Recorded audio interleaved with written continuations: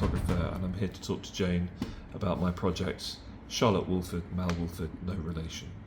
So I first met Charlotte Woolford when we were parents. We'd see each other in the school playground each morning and afternoon, picking up our kids.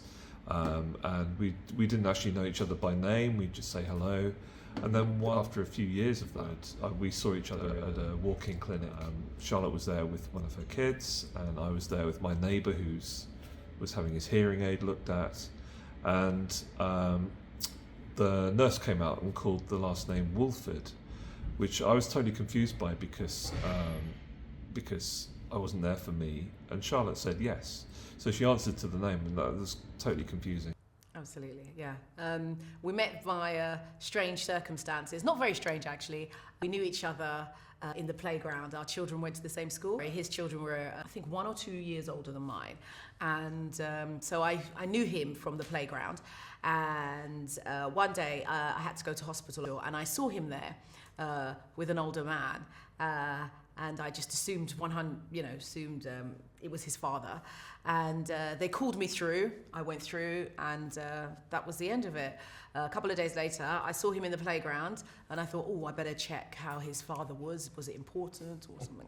So I said to him, hello, because I didn't know his name. I said, hi. I said, how was your father at the hospital? And he said, no, he's not my father. He's my next door neighbour. And I said, oh, okay. But it was a very strange thing. And I said, what do you mean? And he said, well, when they said your name, I assumed they were calling my name. And I said, well, why would they be calling your name? I didn't understand. He said, well, my surname is Woolford. And I was like, I was like, oh, okay. And I just left it at that. I said, okay, funny circumstance. From there, the conversation struck up, and we thought it was a funny coincidence. But actually what turned out was that with some genealogical research, we found that we're connected through transatlantic chattel slavery. So while we're neighbours and our kids go to the same school, my 6 times great uncle went out to the Caribbean in the 1720s, and his descendants enslaved most probably Charlotte's ancestors. And we found that was centred around a single household in Georgetown, Guyana, in what was British Guyana in the 1830s to 1870s. So yes, that's how we're connected. What we did with that information is what I think is the interesting bit that comes next. At that point, I was already photographing seriously. I'd had a solo show where I'd worked with some people in Dover, and I found that in working collaboration with other people was an interesting way to work. So I proposed to Charlotte that perhaps we could make a project out of it. Well, he came up to me a couple of times and he said, look, I've been thinking about doing a project, and I'm into photography, but I'm very much into photography, and I would really love to do a project with you concerning our names, like almost tracing them as far back as we can to see how they are connected, if they are connected, if there is any connection. Would you be willing to go along on that journey with me? And I said yes, and that is how we met. Charlotte has a background in acting, and so I think for her the idea of sitting for her portrait was an interesting one. And but it soon, after a number of sessions, I think Charlotte was extremely patient, while I was just uncomfortable the whole time, because the dynamic with me photographing her was just replicating and taking her picture, was replicating a dynamic of the ancestors in terms of my ancestors, or my cousins as it was.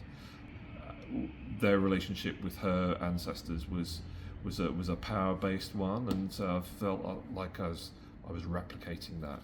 So what happened was we found the technique wet plate collodion process, which is a historic Victorian process, and through that we found, because it was so craft-based, we could both participate in making the pictures, and so therefore we were very much working as co-authors, and the works that we put together are the relationship that we have together that we've built as a working relationship, and I think that shows in the work, and it also means that we're very much, it's an interrogation of what could have happened had people been interested in using that technology for a connection, an equal connection with each other.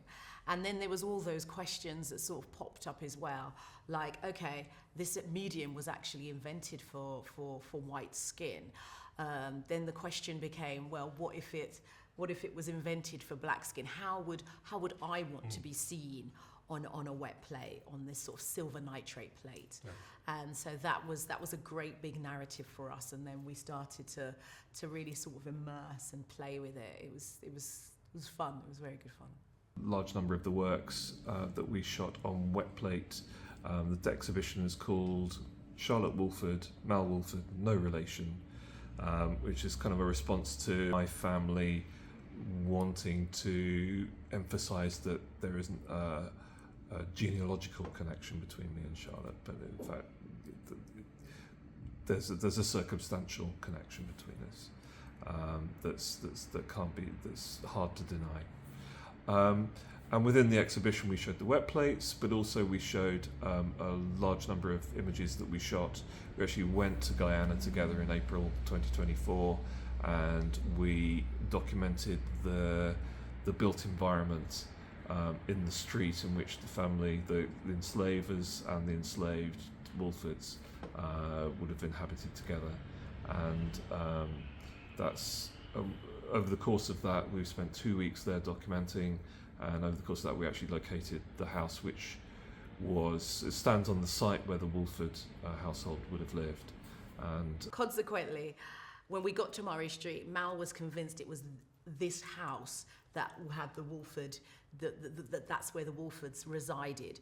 And I thought, oh, maybe it's just Mal being Mal, I don't know. But I have to say that when I got to Murray Street, when we got there together, that there was something about that house. In a long row of houses, there was something about that house where I felt quite pulled to it as well, and truly believed that yes, I did think that's where they did reside as a family. Initially it hit us that there was something unusual and odd feeling about the place, and it was only later on that we discovered that was actually the location. Yes.